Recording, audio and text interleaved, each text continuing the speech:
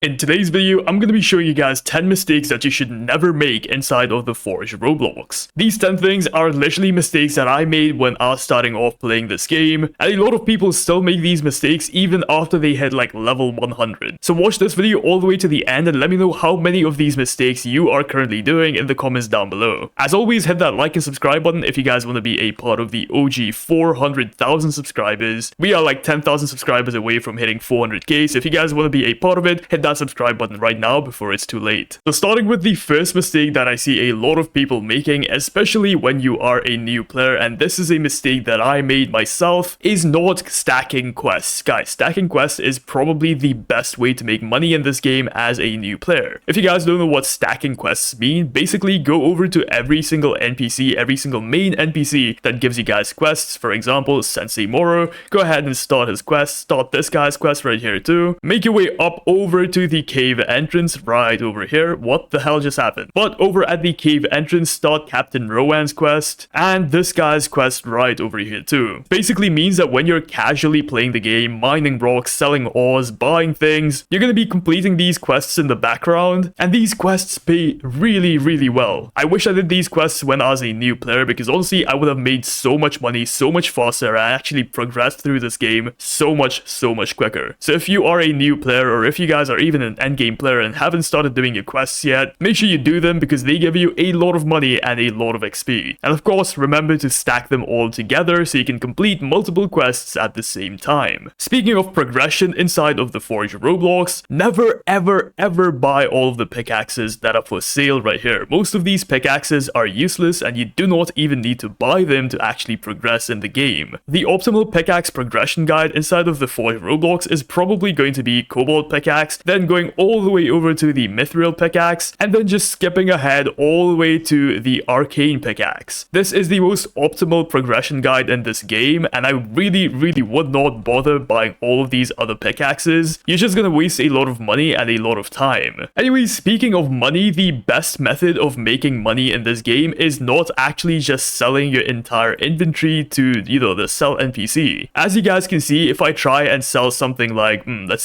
say something like 20 quartz and 14 amethyst, this guy is gonna give me only $800 for all of this. But instead, if I actually go over to the forging NPC and using the same 20 quartz and the 14 amethyst, I go ahead and craft myself a heavy chestplate, which has a 54% chance. Always make sure that you actually craft the chestplate or whatever other heavy armor you're making perfectly. You want to go ahead and do this particular minigame as perfectly as you possibly can to actually get the best reward out of it. If you guys mess up this quest, don't worry, you can just leave the game and rejoin, and you can actually redo this entire quest all over again, or this minigame, whatever you want to call it. But there you go, we just got ourselves a perfect chestplate, and check this out guys, this thing is gonna sell for over $2,000 with the same materials that I used, and the same materials that only gave me $800 if I just sold them normally. So yeah, always and always forge heavy armor instead of just completely selling off all of your ores to this guy. It only takes 34 ores to make a heavy chestplate, and as you guys can probably tell, it gives way more value to actually craft a chestplate, a perfect one at most, rather than just selling all of your things to this scammer. Anyways, moving on, since we are on the topic of ores and collecting ores, the best way to actually farm ores inside of this game is not by breaking the entire node. What I mean by this is whenever you guys are mining, instead of mining the entire rock down to the end, what you can do is just get the rock down to 50% HP. So in the volcanic rocks case, you want to get it down to about 2100 HP-ish. And as you guys can see, when you do that, you can basically see all of the ores before you even break the entire thing. This trick is particularly useful for something like the volcanic ore, which doesn't spawn in very often. And yeah, this is a great way to actually farm this rock. And this is what most people do to farm this thing. As you guys can see, it is very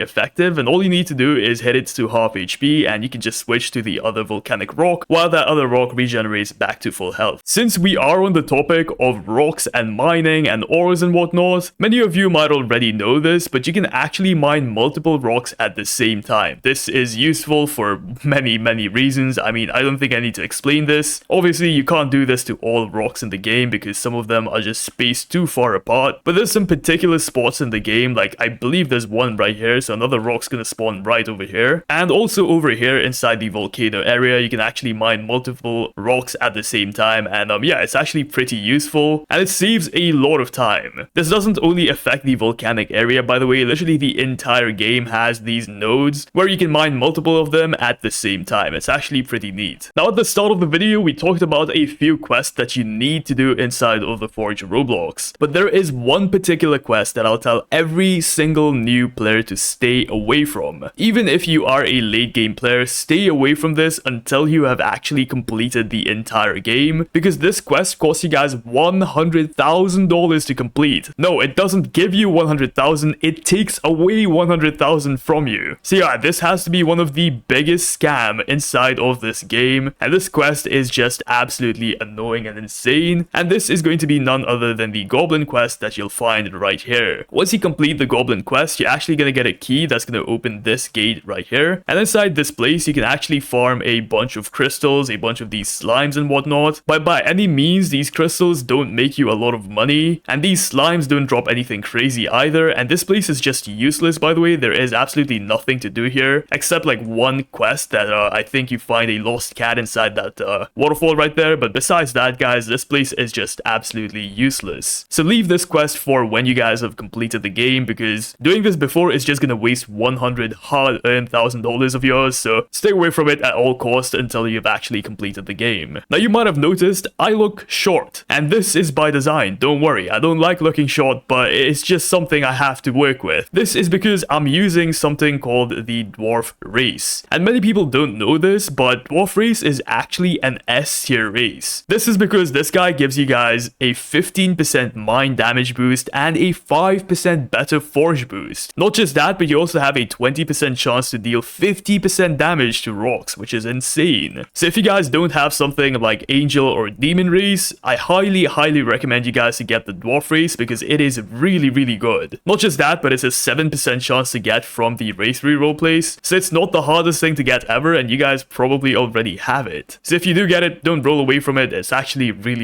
good for progressing inside of the Forge. Coming back to the topic of quests though, you guys probably didn't know, but this game has daily quests. Some of the daily quests that you can find inside the Forge are going to be this guy's quest right here. He basically tells you guys to go clear up a few rocks inside of the caves right there. Another daily quest is going to be this masked stranger right here. Once again, he just tells you guys to kill a bunch of enemies. And the final daily quest that I can remember off the top of my head is going to be from Amber right here. If you guys know of any other daily quests inside of Island 2, please let me know in the comments down below, but make sure you guys do these quests if you guys want to earn a quick buck. Now, this next thing I'm about to tell you guys, most of you might not even know this exists. So you guys know if you left click on an enemy, you kill it, right? You attack it. But many people don't know this, but if you right click on your mouse, you actually do a heavy attack, and this does almost double the damage of your normal attack. Obviously, there is a cooldown between heavy attacks, so you can't just keep spamming it like can't spam your left click. But if you guys are trying to kill a larger enemy with more health, then doing the heavy attack can actually do significantly more damage than your regular attack. Not just that, but you can also block inside this game by pressing F on your keyboard, and this reduces damage significantly. As you guys can see, this guy's barely doing any damage to me now. So yeah, take full advantage of these controls, especially when you guys are a low level player and don't have a good enough sword to actually kill some of these enemies. Blocking and stuff can be really handy for you guys, so make sure you actually use it wisely. And the final and probably the best tip I can give you guys to progress inside of the Forge super quickly is to use the Goblin Race. The Goblin Race is super easy to get with a 10.5% chance to get, and most of its abilities are kind of trash, I'm not gonna lie guys, but this one ability is absolutely insane. You get a 12% discount when shopping, meaning when you guys are buying pickaxes or potions, you're gonna get a straight 12% discount. So if you guys have reached level 100 and have 3 race slots, I recommend just dedicating one of these race slots to the Goblin Race. It's really easy to get, and honestly, in my opinion, might be one of the best races in the game if you guys care about saving money. That is 10 mistakes that you need to avoid inside the Forge Roblox. Hit that like and subscribe button once again if you guys want to be a part of the OG 400,000 subscribers. Anyways, thank you so much for watching this video all the way to the end. Which of these secrets have you been making, if any, inside the Forge Roblox? Let me know in the comments down below. Thank you so much for watching. Peace out.